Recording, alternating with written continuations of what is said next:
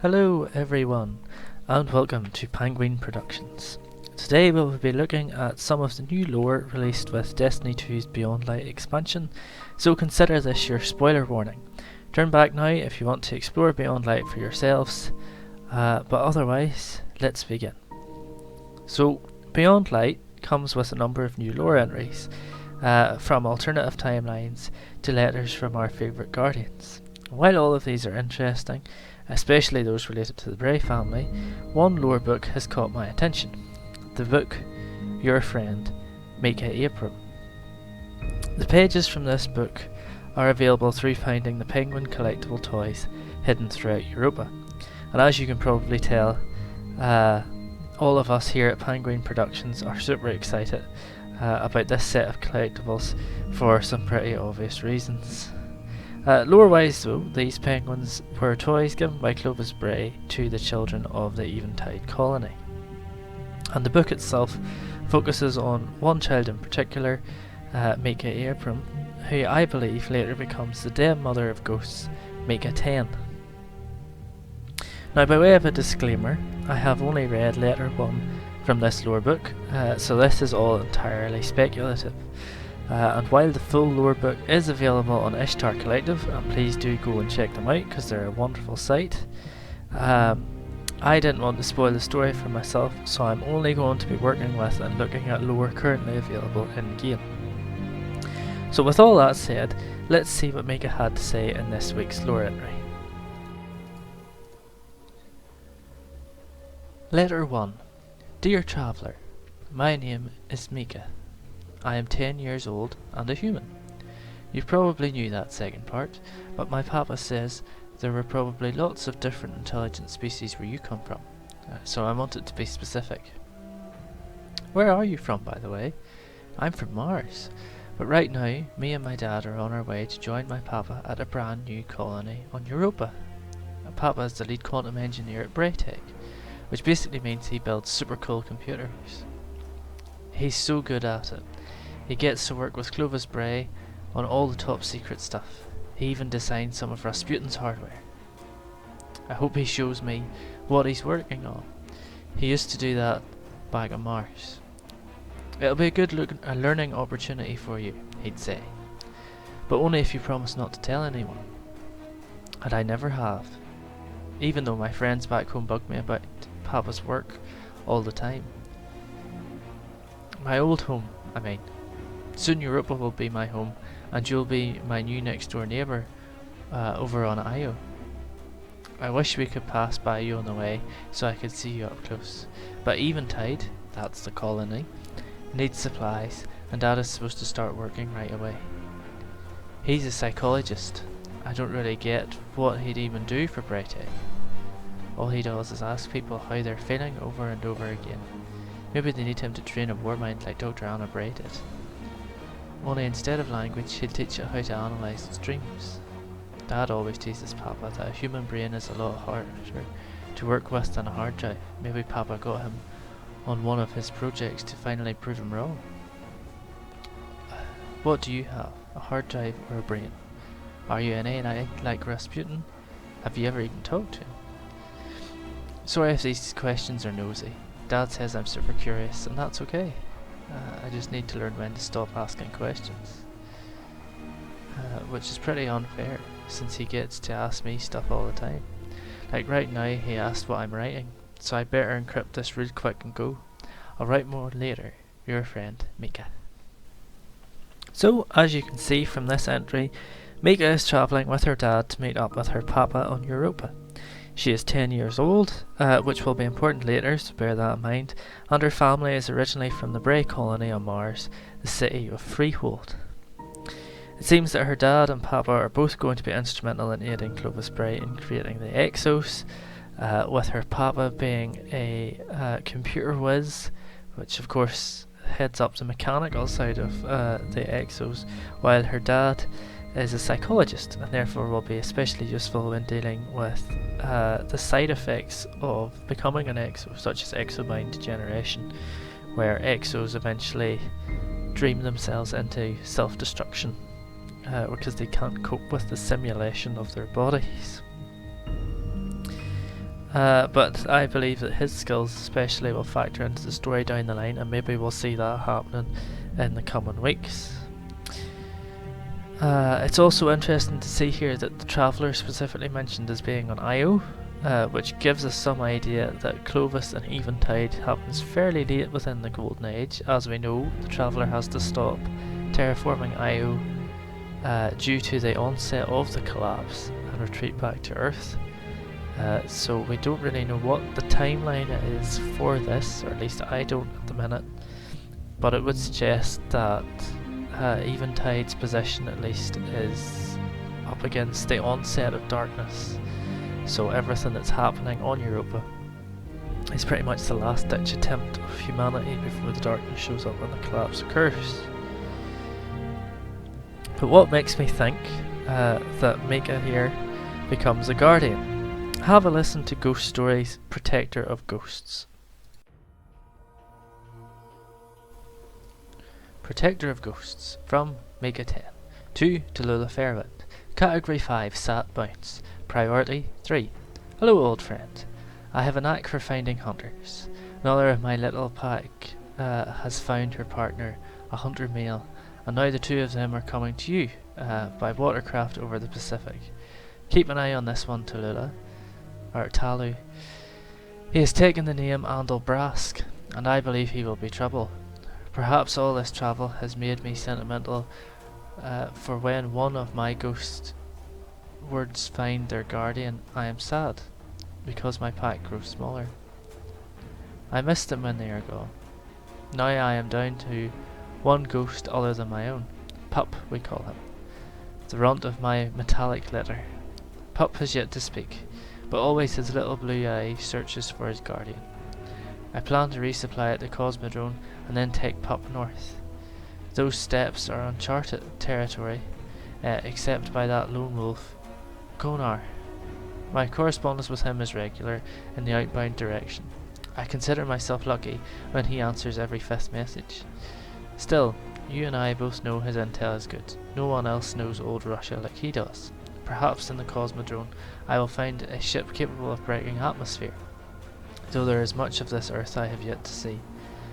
I have come across more than a few ghosts who believe their guardians are off-world, waiting in the Golden Age ruins of Freehold and Ishtar and beyond.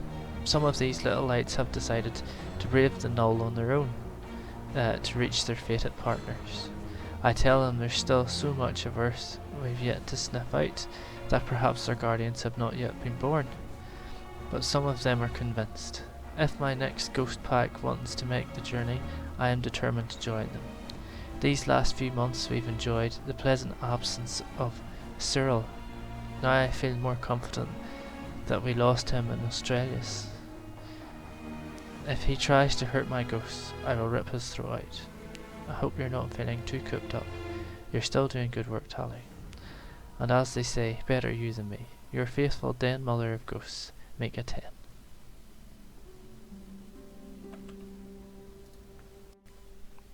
So, as you can see, we have a guardian, Micah-10, who is likely a hunter, given her association with two former hunter vanguards, namely Tallulah Fairwind and Andalbrask, and she is shepherding ghosts still trying to find their guardians.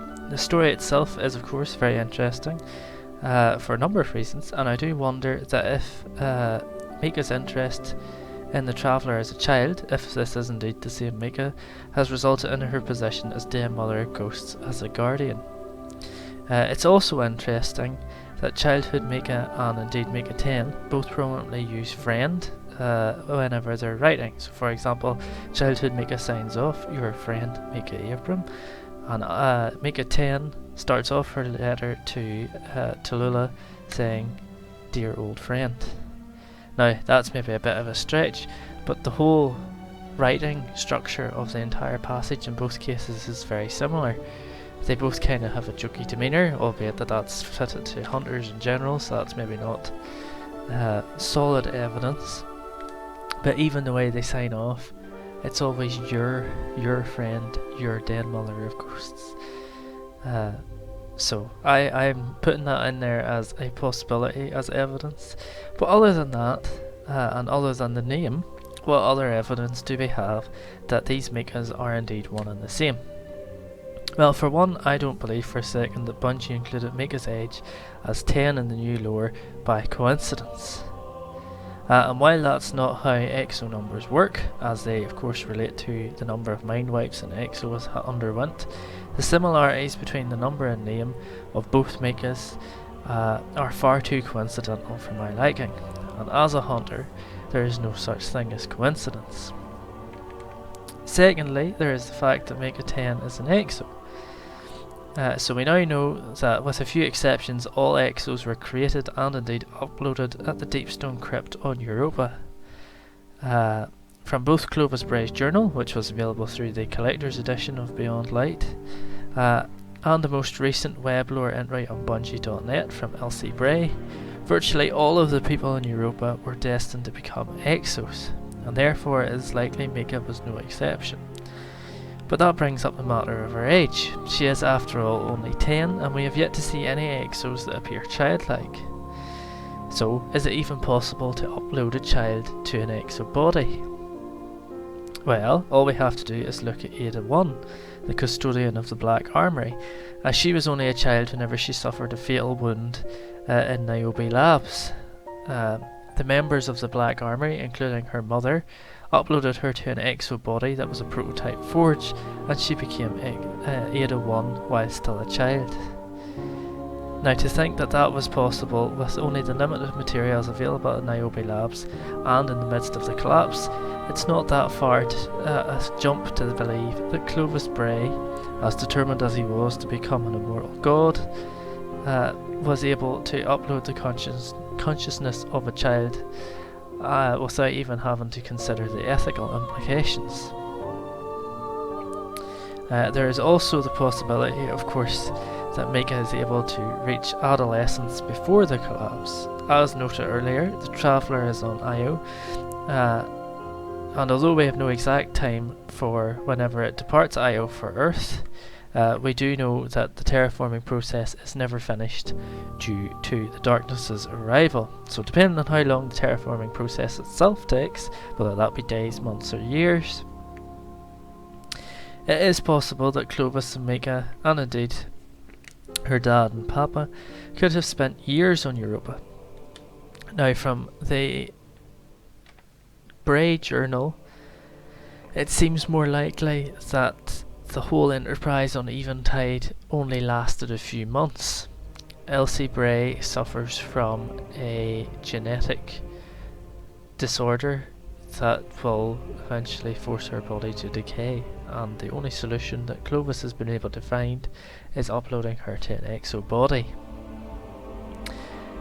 We know, of course, even though our Elsie is currently from another timeline, that he is successful in doing this, and as a result, the fact that Elsie's disease was pretty much in the final stages by the time Clovis launches Eventide, that events move fairly quickly at this part in the timeline.